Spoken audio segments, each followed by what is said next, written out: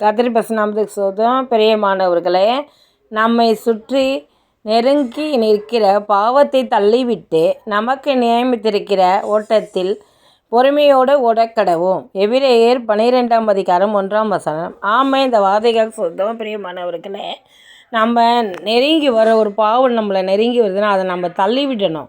இது வேண்டாம். நம்ம ஒரு சிகரெட் குடிக்கிறதா இருந்தாலும் இது வேண்டான்னு நினைக்கணும். குடிக்கிறதா இருந்தாலும் இது வேண்டான்னு நினைக்கணும்.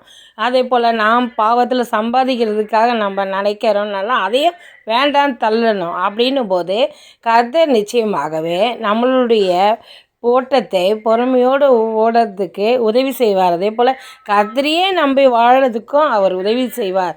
அப்படிப்பட்டதை நாம் தள்ளிவிட்டு இருக்கும்போது தான் நமக்கு வர வேண்டிய ஆசீர்வாதங்களை கர்த்தர் தடையில்லாமல் நமக்கு தருவார். அதுவரை நாம் பொறுமையுடன் காத்திருக்க வேண்டும்.